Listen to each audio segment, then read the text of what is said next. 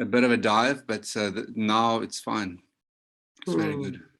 I think everybody got a big fright last year because it got everybody completely off guard, right? So, but now people seem to be strong everywhere. Like they're just marching on. They have to. Business has to go on. And Nadine, how are you traveling? Mine's flipped a little bit, actually, only because a lot of the areas or building sites or buildings that I need to go to, obviously with all the restrictions and the codes and the distancing and all of that, it's made it quite hard for me to get on site, which has made it a little bit tricky. And I don't like doing virtual colour. You know, so it has made it a little bit harder for me, but it's bouncing back. Today was good, actually. 2 jobs came through today, so fantastic. And what sort of work are you doing? What sort of, is it mainly commercial? Yeah, like it's more commercial, and then still all those residential lobbies and things like that, which are great. One came through in Bellevue Hill this week, so they're fun. I enjoy those because they've definitely got the design element to it, and it's a little bit different when you work on that scope with the committee to just colour. So yeah, it's good. And Callie, what arena do you spend most time in? I know you're hospitality, but you also do retail. Tell us about where you No, we don't do retail anymore. I stopped retail for a while. Only hospitality. Very thin slice. Get it right. So it's only hospitality. Everything's hospitality.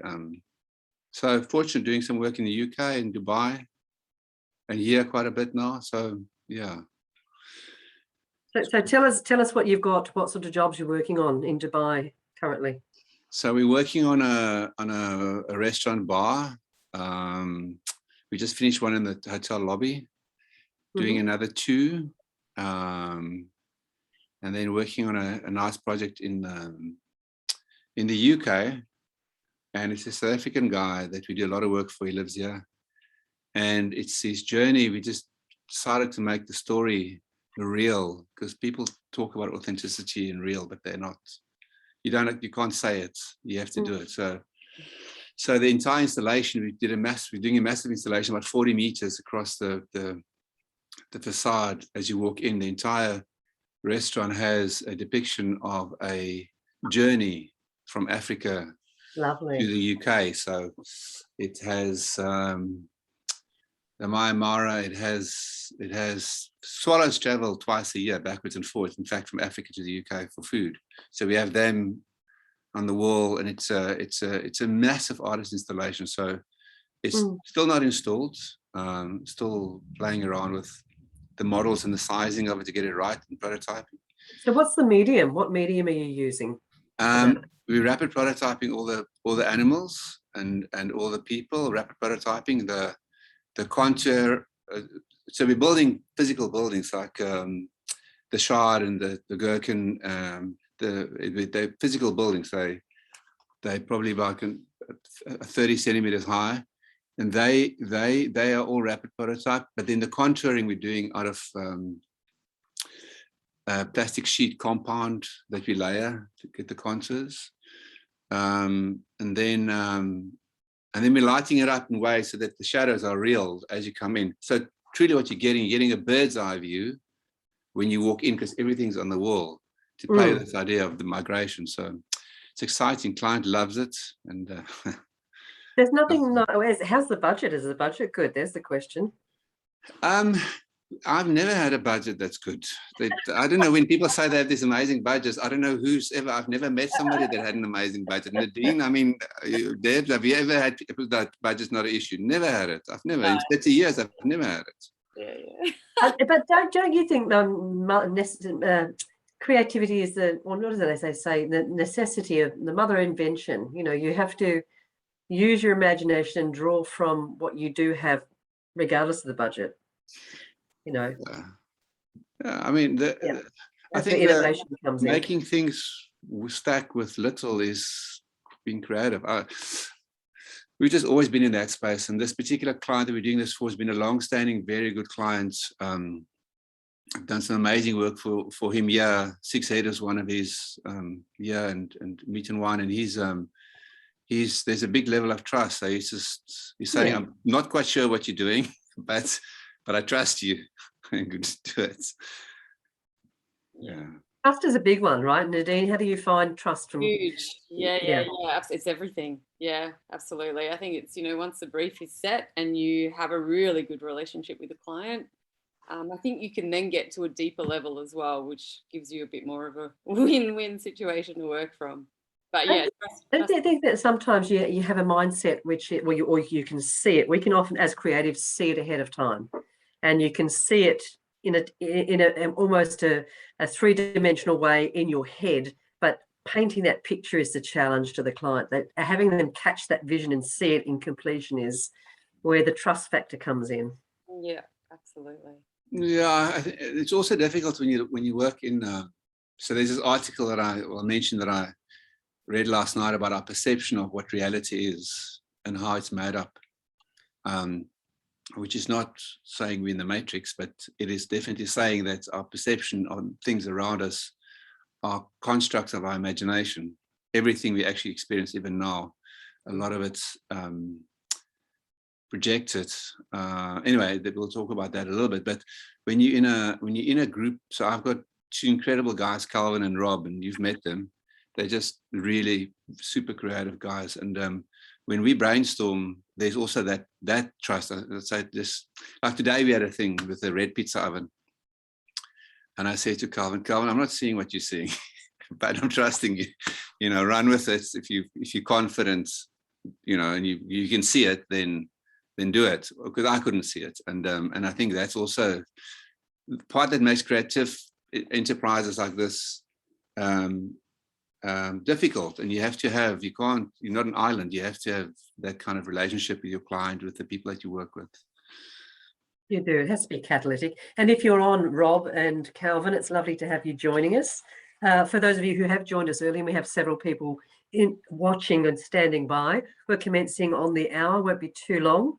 A pleasure to have you joining us, and trust that you and your families are staying safe and well at this time and managing. And we're obviously talking about COVID this evening, a designer's take, and navigating the challenges of staying sane, but also having catalytic moments of creativity in what would ordinarily be an unusual season. So commencing shortly on the hour, and an absolute pleasure to have you joining us.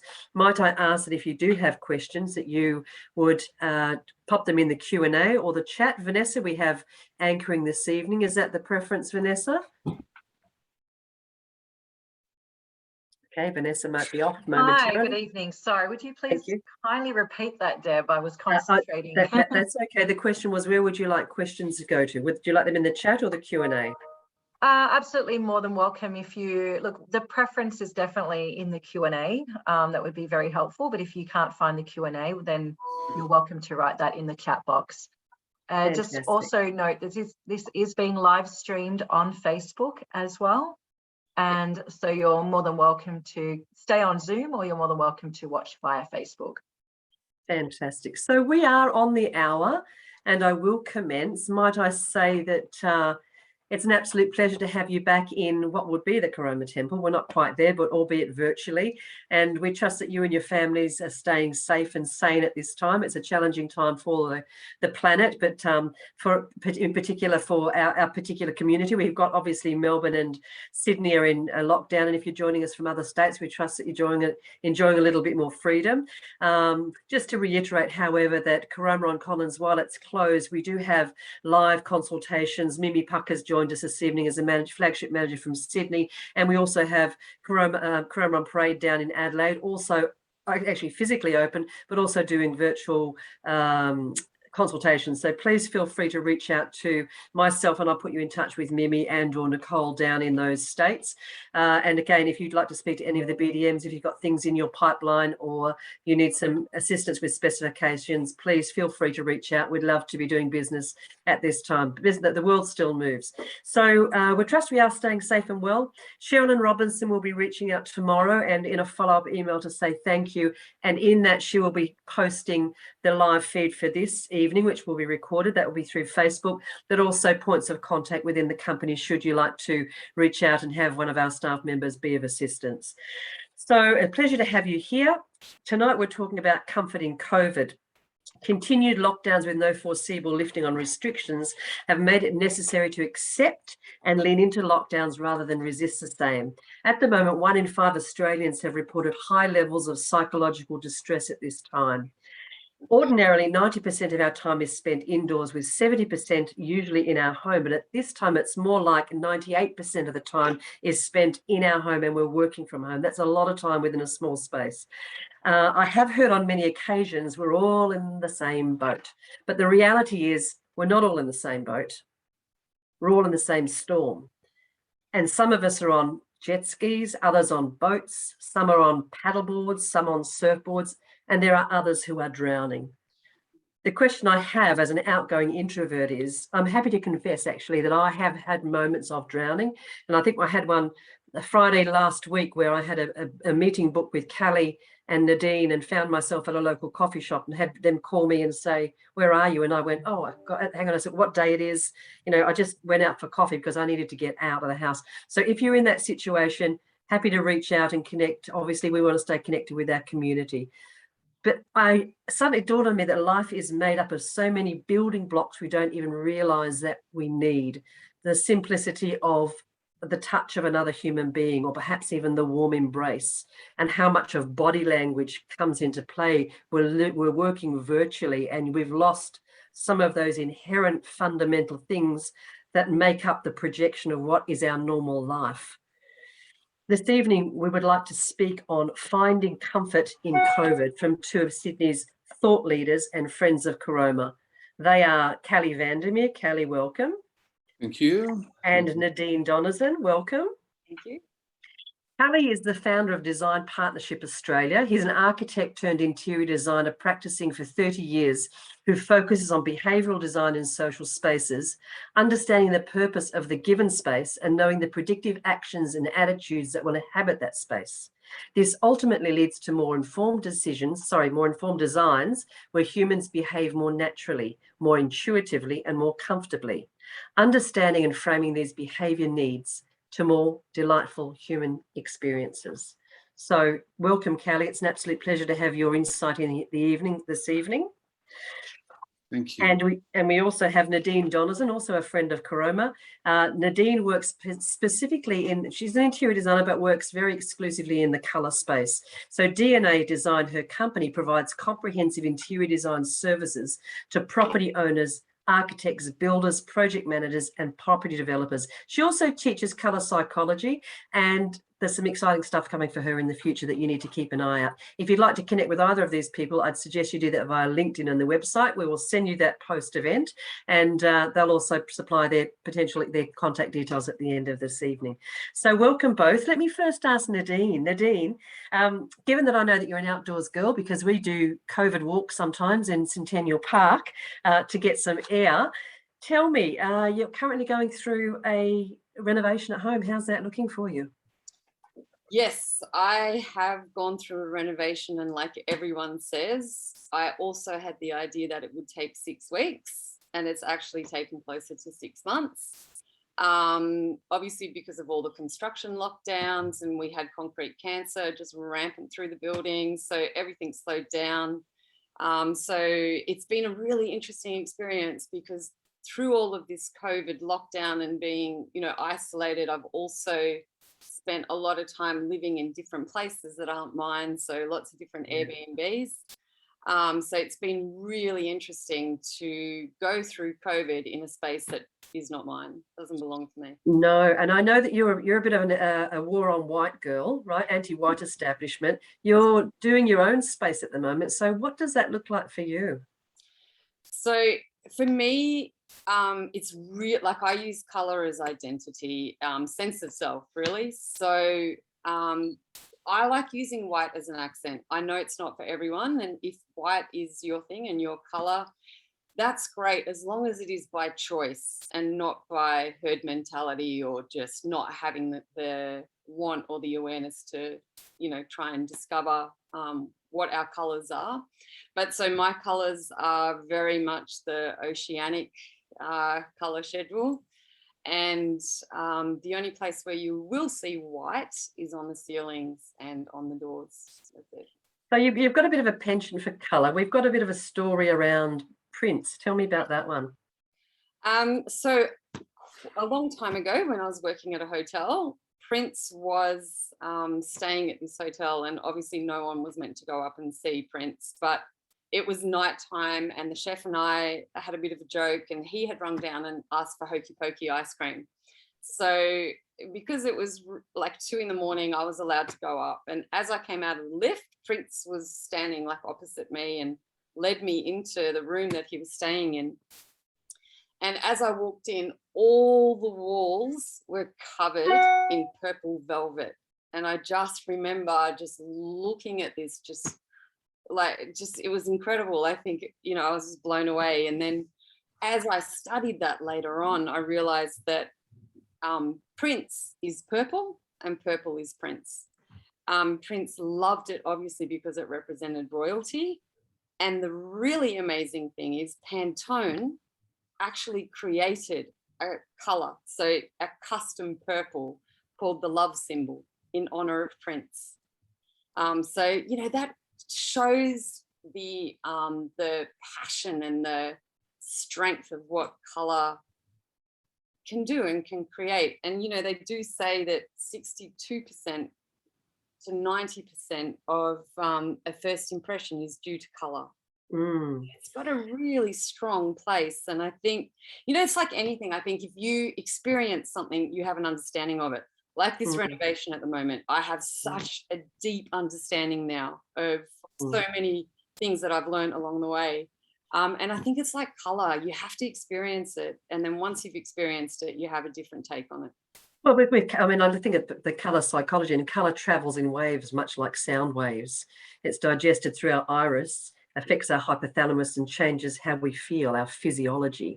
And just on that Prince, I know that purple is associated with royalty because the pigment was really difficult to obtain. Sea snails would beach themselves once a year on the Phoenician coast, and they'd grind the shells and obtain only a very small amount of pigment, which was purple. So it was only bought by the aristocracy, royalty, the royal priesthood, and used on the hem of togas for the priests. So it's interesting that Prince saw himself as royal and, you know, wanted or changed how he felt. And colours will change how we feel. The question I probably have for Callie on that is, colour obviously affects how we feel.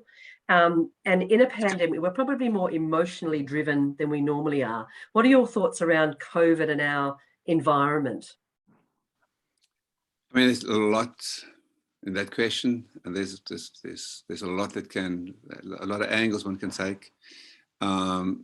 So COVID is obviously a time of disruption, massive disruption. In fact, it's our ability not to make sense of it is probably causing more anxiety than the fact that we are isolated. And that anxiety can be rectified to some extent by a couple of things, not in its entirety. I mean, we can't make ourselves understand what tomorrow would bring. We can simply try and make more sense of the spaces that we are in and kind of lean into the space that we are now with isolation. And the spaces, of course, being our homes. And I don't think people realize the impact that this organized space has on us and the severity of that additional anxiety that it creates without us knowing. So audit spaces are critical. There's experimental psychologist, John Wagaman, that talks about us constantly trying to make sense of the world. And because of that, and because of nature being symmetrical and think about everything really. I mean, I know flowers, as you said the other day, is maybe uneven petal numbers and so forth, but our eye perceives that as being symmetrical and everything, wings of a butterfly. And that's also why we get so much pleasure from synchronized swimming, that our brain is, the architecture of our brain is really, in fact, mirroring the architecture of nature. So it wants that order and it wants that thin slicing. It's constantly thin slicing. It's constantly doing that because we have so many things bombarding us. And so in a space, the more order there is and the more symmetry there would be in the space. It's a philosophy called Gestalt from a school in the 1920s in Germany. And the more lines line up, really, the more that space feels calm to us. It's very subconscious, and that, I mean, there's a lot of teaching in that, often without actually explaining why it is like that. I laugh because, as I say, we are all going through the same storm, but in different boats. And even though we're all designers, we're also incredibly different in our temperaments. And I look, the jest between the three of us has been, last week I had a conversation with Callie and said to him, how are you managing in COVID? You know, I'm an outgoing introvert. I've actually started to miss people I don't even like. And Callie said, I'm fine. I'm just fine. You know, I'm an introvert, and you've lent into it. You've done the Viktor Frankl.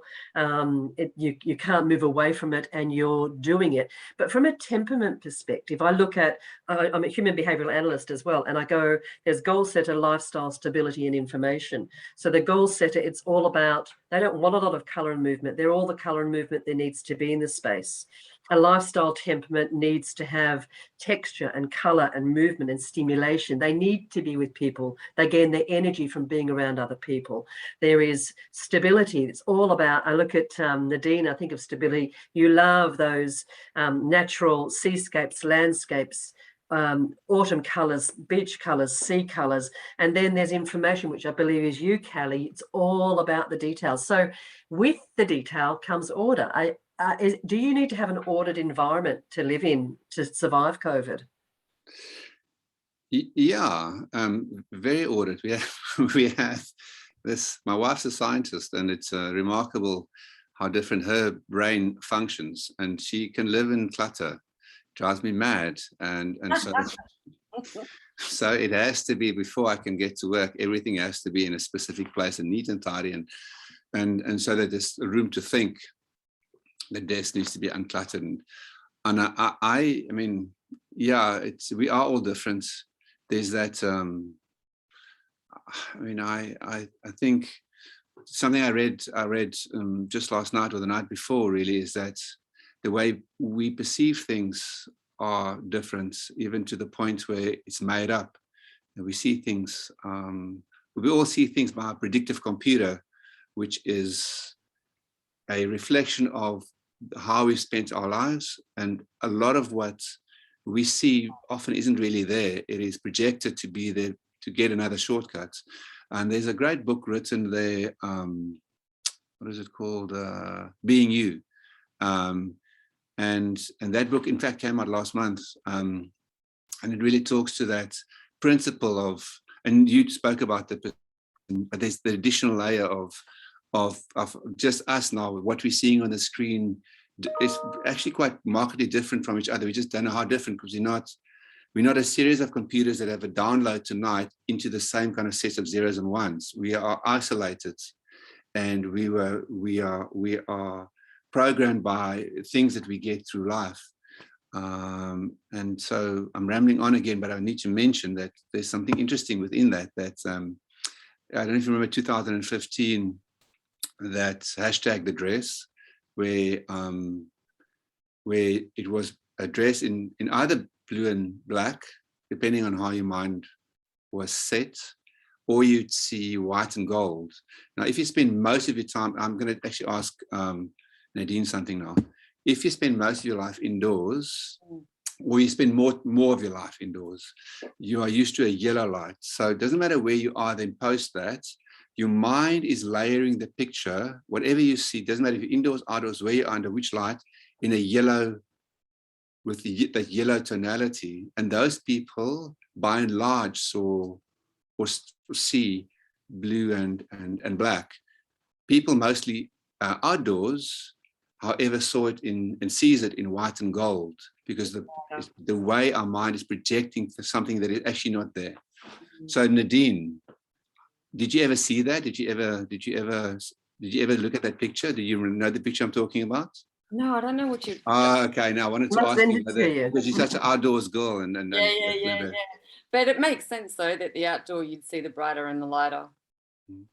It's a particular image, and there's another one on the market, which is it's a pink and white sand shoe, and some people can see pink and white, and others can see a teal and grey. So it all comes down to perspective. Yeah, and it is amazing because I think it's obviously colour is visual and you need light to see it, but there's so many memory associations that make the colour that you see. It's like we've been talking about this, you know, if you say the colour red, some will see magenta, crimson, burgundy.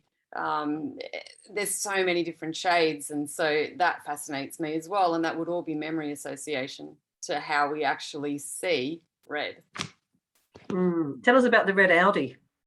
That was fun because that was with a client that I worked with, and she was actually really quiet and quite reserved when I first met her, and she was desperate for some sort of change, and I think desperate to find some sort of sense of self. So she was a lot of fun to work with because we dug quite deep, and we ended up with using quite a lot of red, which initially she was like, I cannot even believe that I am looking at this color. And it ended up being one of the colors that we used in her living space, which surprised both of us, you know, and that's the fun part. You never know where you're going to end up when you open up like this. And right at the end of all of it, she definitely, like, her whole stance changed, her whole persona changed, and she ended up buying a little red Audi. And she was just so excited, and she'd taken on a whole new lease of life. So those sort of projects are very rewarding because I think, they are. You tap into somebody's psyche and change their world. Callie, you were going to say something. No. It just reminded me. I think I sent you, Deb, the other day that article, maybe to Nadine, I can't remember, about why movie theaters are red. The seats are red, by and large, they're red. Remember that? I don't know if you recall. You did, yeah. Of the makeup of our eye, the rods and the cones, and that in the cones need a lot of light to see the color, and the rods of just black and white, and the red is the first color that dies down when the lights go off. But you're still aware, but it looks black. It's fascinating, isn't it? And even that, you know, like the energy and that wavelength that we're talking about of what colors will emit, you know, and obviously violet being the lightest and the brightest and the most energy, and the red being the shortest. So, you know, I was reading a study about preemie babies, you know, and Florence Nightingale. I'm thinking about post-COVID situations here. Florence Nightingale, obviously, they didn't wash their hands prior to her coming along and making this part of the course. But they also did a study at the same time where they added natural light to one wing of the hospital where the preemie babies were, with trees outside, and they found that preemie babies put more weight on in seeing the sky and the trees and the vitamin D that were coming through, and changing the colour of the wing, as opposed to the white sterile wall that had the smaller window. So, you know, that nature and surrounding ourselves with colour will change our health. So, you know, during COVID, what do we surround ourselves with to bring that nurture? At the moment, we're looking at Prince, and Prince looked at luxury with his purple. We all need to create within our home at this point in time a little bit of luxury, you know, and what does luxury look like? And Nadine and I are ex-Qantas hosties, and luxury for me was finding that extra lint chocolate on the pillow of the hotel bed, or the fluffiness in the towel that I could hop out of the shower with. That was a little bit more luxury, and made me feel different about my stay in whatever town I was in, whether Paris, Rome or London. You're still in a great place, but that extra little, you know, $2 chocolate on the pillow brought luxury. So what colours do we surround ourselves to have that sort of lushness and luxury and nurture? There's more question for you, Nadine. Are you the colour? I think that's definitely that's as different as everybody's thumbprint. I think for some people, warm colours would give them that feeling. For others, cool colours. It goes back to the principles that you were talking about before, Deb, just the personalities. And but I think more than anything at the moment, especially, we're going through such a change, and a global change. And I think for me, I would definitely say that identifying a sense of self through color, Right. you know, Yeah. and using this time like to think about color. And now's the time, like a really great time to try and experience it and delve into it and manipulate it and play with it. Yeah.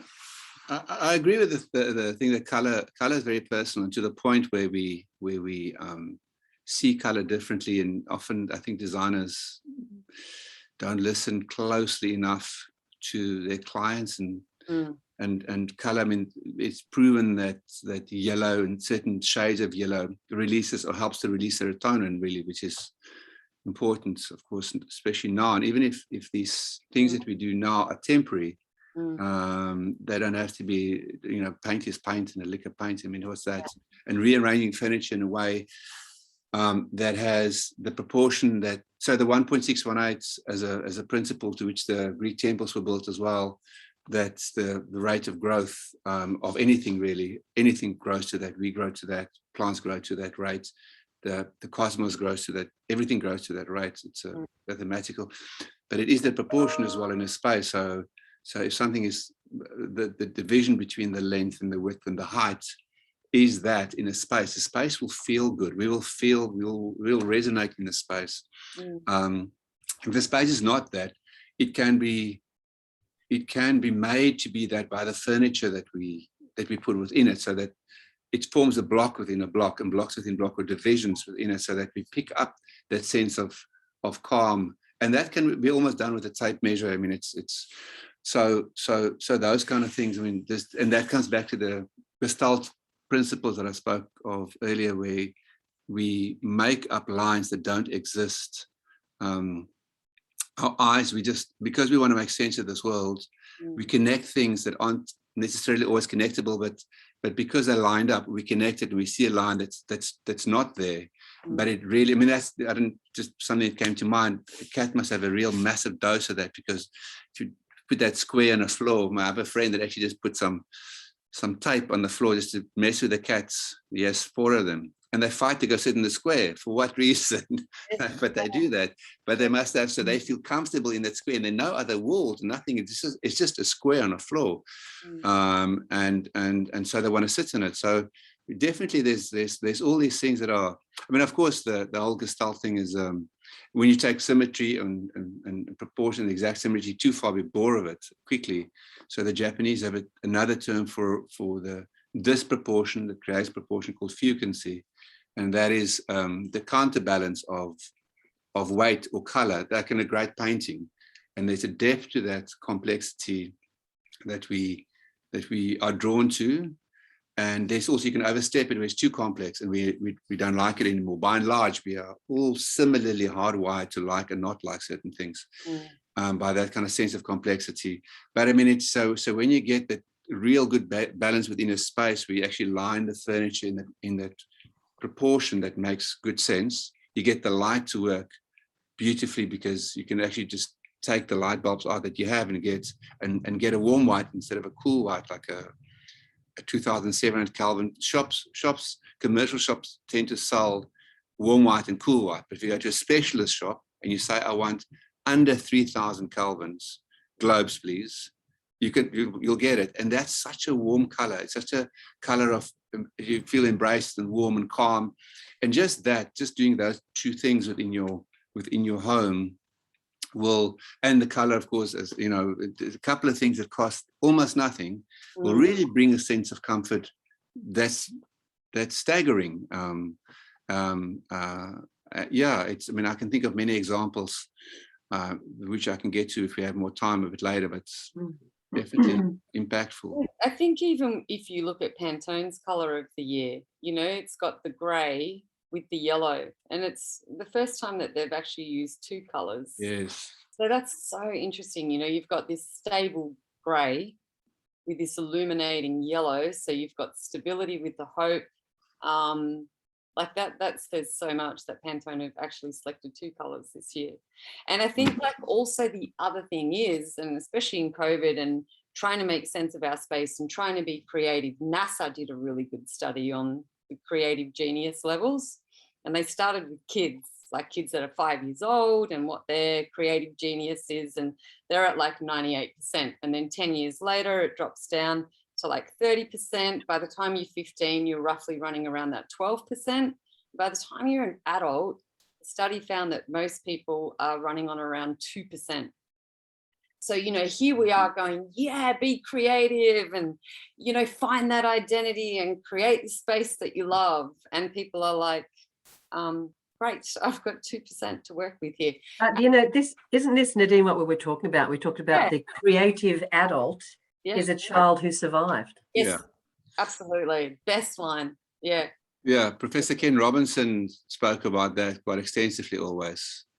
And that we are not born creative, we grow out of creativity. But that's his view. There's many views that oppose that, think of it in an opposite way, but I mean that's a nice way to look at it. And that's a nice story. I mean, just quickly, where he spoke about this kid that drew this picture, and she was very focused in the class, and then he came across and asked her what she was doing. She says, "I'm drawing a picture of God." And he said, "Well, nobody knows what God looks like." And she says, "They will in a minute."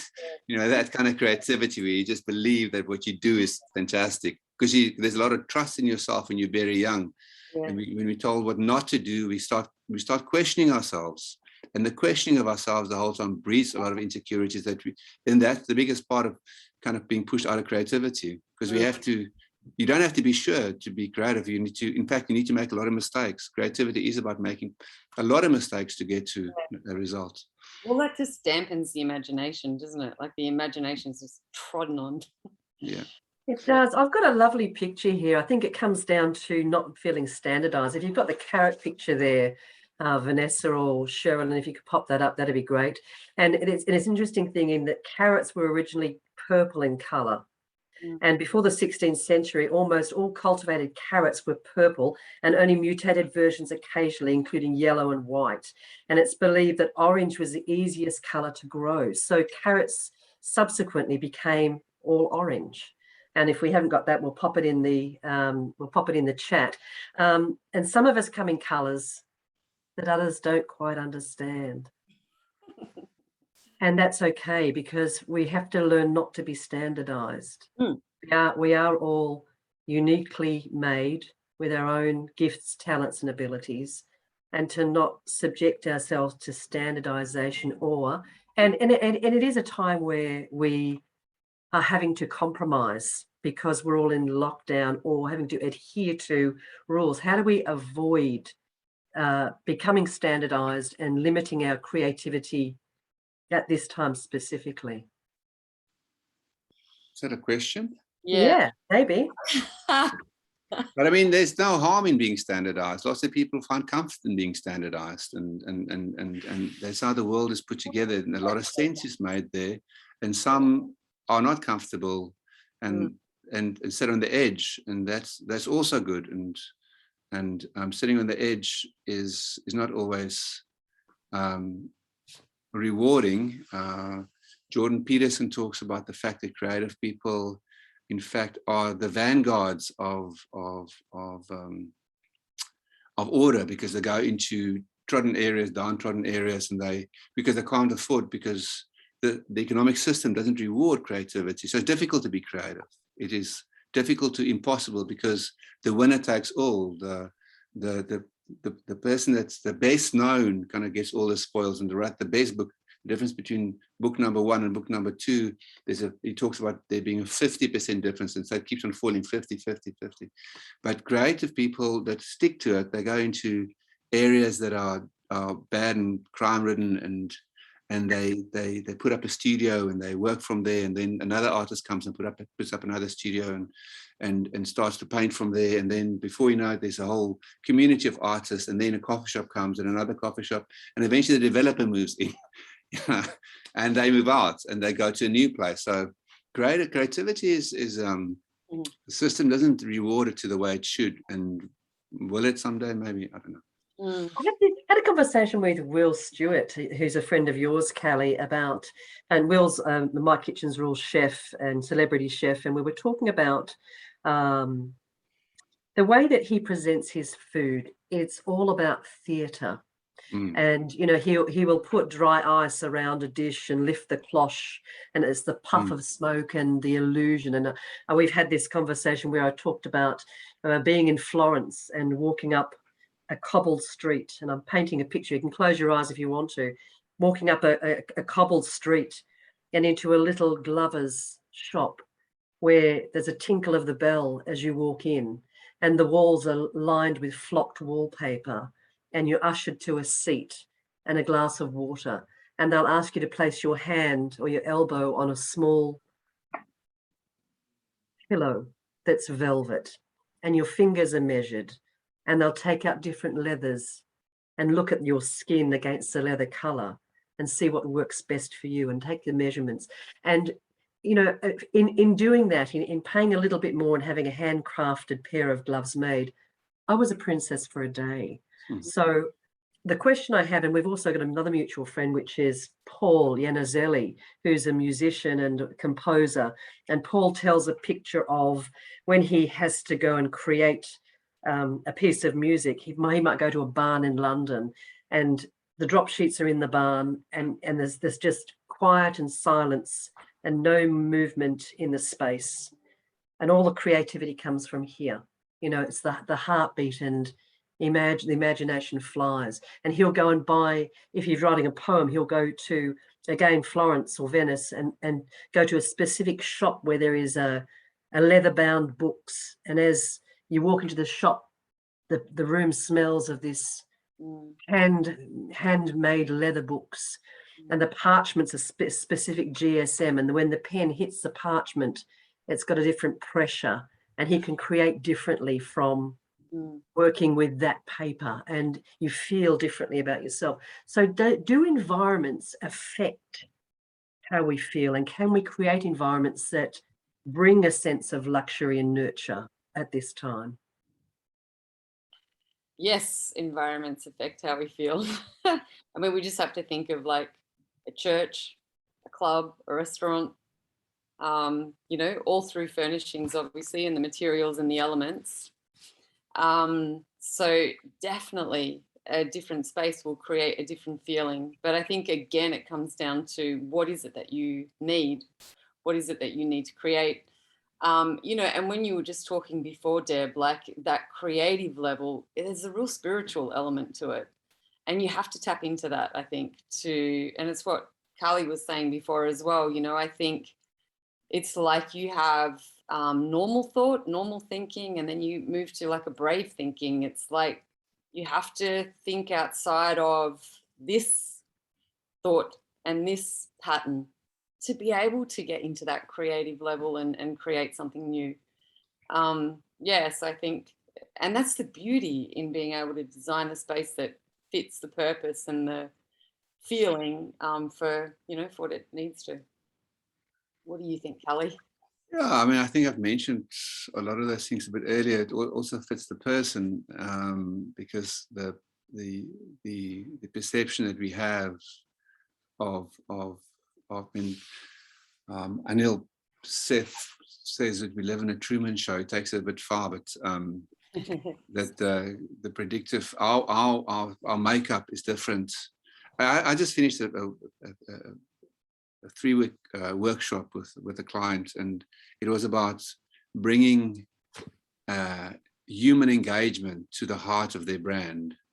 In fact, it didn't start like that, but we quickly got to that conclusion, because we realized that the space that we are in now with human engagement is kind of in tatters. But I mean, it's also different because we are talking like this now, which is phenomenal, and it didn't exist for a couple of years ago, and it's kind of through the last couple of months or year and a half, it's accelerated. I mean, that's term they call tech acceleration. But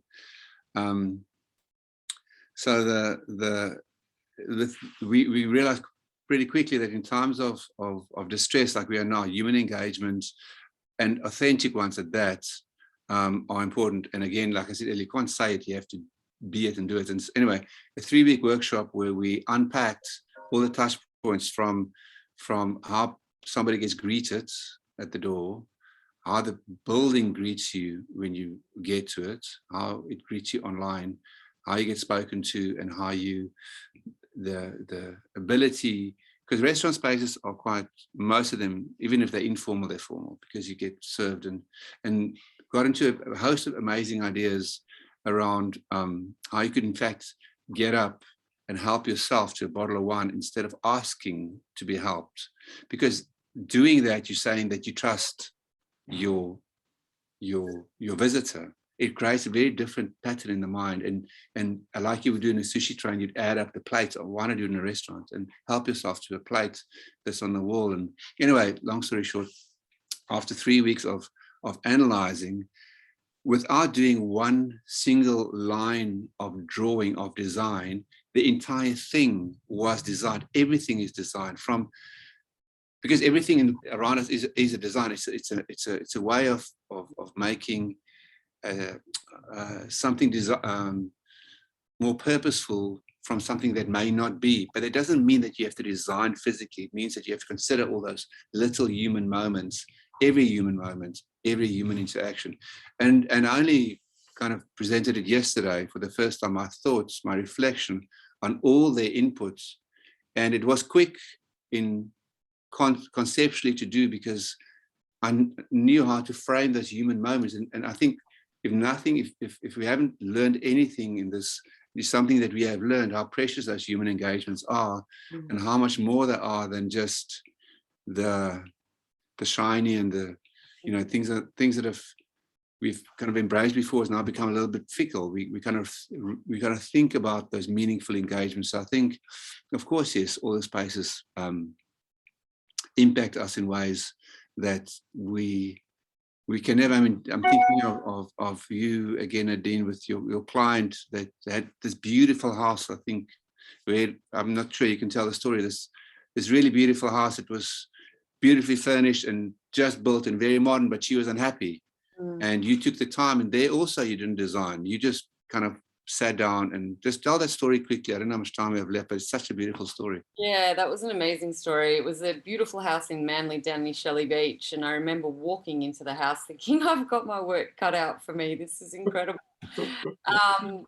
But again, like you're saying, Callie, it's the engagement. And we sat down and I just talked and asked her a lot of questions. And we just got to the bottom of it. And we realized that audio is a real trigger for her. So even though this house was visually stunning, the stairway running up was all hard surfaces, tiles, glass. There was nothing that was absorbing any of the sound waves.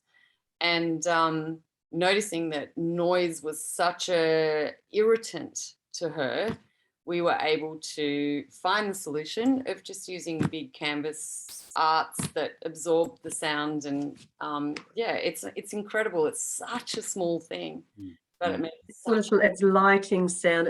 We're such tactile creatures, aren't we? It's the, you know, it's the sound, it's the visual, it's the touch, it's the taste, it's all of that. And you were saying, Callie, you were talking about, you prompted a conversation that we had previously when you talked about walking in and choosing your own wine. People are drinking a whole lot more in COVID. Yeah. Is that a bad thing or a good thing? What's your take there? So there's actually a study done again in a book that came out quite recently. I think in June the book came out. It's called Drunk, and this Professor Edward Slingerland, he wrote a whole thing around the way that alcohol has furthered and made and progressed humankind. It's fascinating. I just read kind of the headlines on it, and how without it we wouldn't have been as advanced as we are now, because it helps, a little bit of it helps relationships, helps human engagement. And though I was skeptical when I started reading this, a lot of what he says makes a tremendous amount of sense. So there's this the previous, or at some point in Microsoft's life cycle, they had a CEO called Steve Ballmer, and Steve Ballmer coded with just a little bit of alcohol, and it's down, in fact, it's down to a number. is like the golden section. Like the golden means a specific number. This alcohol intake is down to an exact number, which is 0.08 body alcohol content. And whether it's myth or reality, he was hooked up to an IV machine to maintain IV drip, to maintain 0.08, like a vodka IV drip, to maintain 0.08 so that he could code, and he was a lethal coder in that state. So much so, and the story gains us momentum, that there's a term called the Balmer effect, named after Steve Ballmer. But of course, we don't know, what is 0.08 exactly, because the first glass was great and the second one, and before we know it, we are useless, maybe happy, but I think that's a rather convenient hypothesis. That's what I think. maybe. No, it's fascinating, and I guess we all do what is necessary during COVID to bring comfort and joy, and the planet needs a little bit more of that. We're going to open to questions before we wrap for the evening. So Vanessa and/or Cheryl, and if there's any questions, if you'd like to fire those in the chat, that'd be great.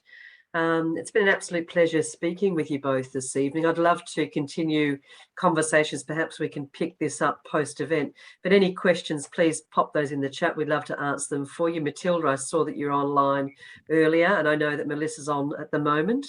So Roberto's popped in there, the design partners comforting COVID in chat. And any questions from either of you? Love to know more about the study for the preemie babies with a client who has just had a 27-week baby this week. Wow, that's really early. I'll send that to you, Michael. As I say, it's actually from a book, and I'll give you the title of the book. Actually with me here. Title of the book is The Great Indoors, The Surprising Science of How Buildings Shape Our Behaviour, Health and Happiness, by Emily Anthes, Anthes. And basically she puts a whole chapter into hospital design and speaks about how our health can be affected by our surroundings, which is obviously common, not an uncommon thought for anybody at this point in time. And I'm sure there's a whole lot more domestic violence and marital discord, looking after children from home and working in small confined spaces together. And it's a long book name. The Great Indoors is the name. There we go, for the person who wrote that. Thank you. Long book name, The Great Indoors. So have a little look at that. That comes on audio. I'm not a salesperson for it, but I think it's chapter 1. It talks about the study into hospital design. But again, if you've got any inquiries specifically for Callie on hospitality spaces, he is a guru when it comes to creating great environments for hospitality, for restaurant design specifically. And obviously Nadine is colour queen of New South Wales. So it's an absolute pleasure having them both joining us and giving some of their expertise. Okay, if there are any questions, please pop them in the feed and we'd love to answer some of those for you. Is there anything else further that you'd like to speak to that you haven't mentioned, Callie, while we're waiting? Look, I mean, I think, like I said the other day or earlier even, but a lot of what we can do, we can't do anything externally, nothing. It's just absolutely crazy that people are actually marching in the streets. It's madness. But we can lean into this time. And so we talk about isolation, then you just have to kind of put yourself in the shoes and the mind. You mentioned it right at the opening of Viktor Frankl. And a guy that was in the Nazi death camp, and how more isolated and how more, think about that kind of, and he just found things to be grateful for, like the rising sun and the setting sun and the fact that he was alive. And while some people died because of the way that direct hands as a Nazi, and others simply died because they gave up hope. I mean, that kills anybody. You give up hope and everything shuts down. And he just kept on clinging on, even when everybody he knew died. He just kept on hope and gratitude. And I mean, gratitude, often when people say it, it sounds so fickle. Yeah, gratitude. I mean, it sounds, but there's so much meaning in it. There's so much reality in it, and there's so much joy and reprogramming that you get by actually practicing that. So I mean, and certainly for me and our family, just constantly to think about all those little presents that you frame daily. There's so many, and this is probably the best country we could be in. Think about where we are. So much to be grateful for, and if you focus on those things, your mind gives you what you look for. And I mean, there's also again, there's this book that I just mentioned earlier, and Seth, he speaks about the fact that your mind shows you what, and I don't mean this in a kind of a, I really mean this in a very direct way. Your mind programs and sees and projects the things in front of you that you are most focused on, and therefore you see colors in a certain way, and you see textures in a certain way, and you actually see people in a certain way. So yeah, that's probably the only other thing I can add that really makes a big impact. Thank you. Cherie has written, it's interesting that the monks in Nepal on their way to Everest Base Camp had large open rooms with wooden floors. They had only instruments and the sun rising and setting, and yet they were peaceful and happy. It's finding that joy in isolation from breathing. You know, we get out of bed every morning and we go to bed every night, and we're still alive and our heart is beating. We should be thankful for those small things. The gratitude diaries, right? The gratitude. Yeah, lean into it. I mean, yeah, lean into it. The one of the things you can do. Okay. She mentions it was -5 degrees and they didn't notice it. Another message here from Misha, who's asked, are there 2 or 3 must-haves for luxury feeling, not cost, for resi designers that are part of your overarching design thinking? Nadine, maybe you can speak to that. I think I would start thinking about the different senses there. So if you're really tactile, then I would find something that you really like to like. I'm very tactile. So for me, I have to have things that feel right around me.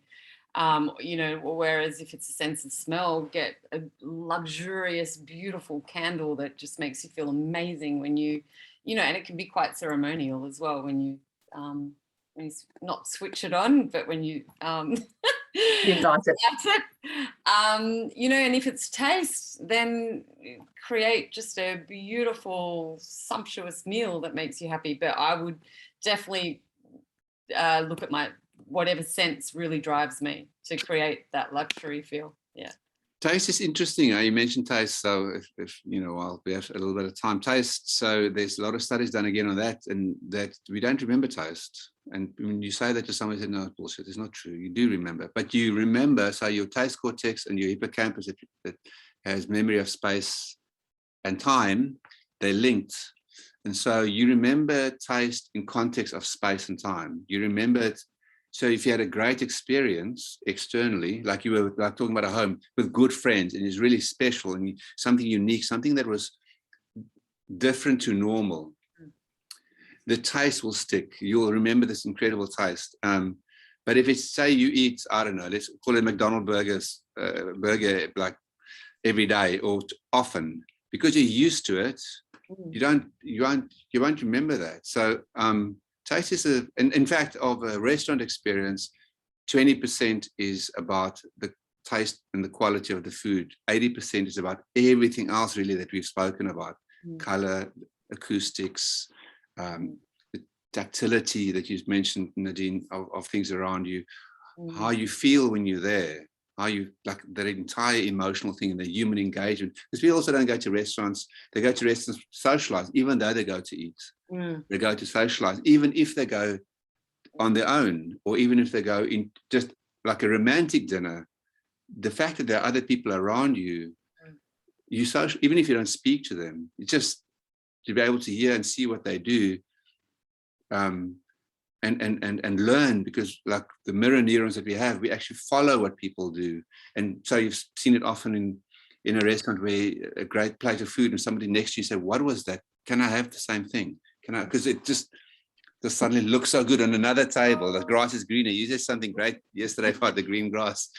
Taste is a strange thing. The grass that's greener is the grass that's watered, was the comment that I made yesterday. Yes. And we do need to water that grass, but also I'll have what she's having. That's also another valid comment, right? We always want what somebody else is having because it looks good. But look, we've actually come to the end of our evening this evening. But having said that, this will go to Facebook Live tomorrow. Actually, it might go immediately. And you can ask questions in the Q&A bar. We can certainly put Nadine and Callie's contact details down there for you. I'll throw to them to give them to you very quickly. However, it's not the end, it's only the beginning. I think perhaps we should do a virtual dinner party to continue the conversation, because it's fascinating. We could talk about this all night. Our next event is coming up. I'll send an invitation for that also. We're speaking to a gentleman about specifying correctly without looking at human trafficking involved. So making sure we're looking after our greater world. So looking forward to that with Robin, and I'll send you an email tomorrow to follow up. Callie, contact details. How do we reach you? Well, the website's probably the easiest, right? So it's DP for Design Partnership -group.com.au. Beautiful, thank you. And Nadine, how may you be reached? Website's probably the easiest as well. So dnadesign.com.au. Beautiful. And you can reach me here. So we'd love to reconnect, sending you an email tomorrow to say thank you. We trust that you have a really safe evening. Look after each other, and I trust you've enjoyed the night. Thank you so much. Take care. Thank you. Thanks. Bye. Bye.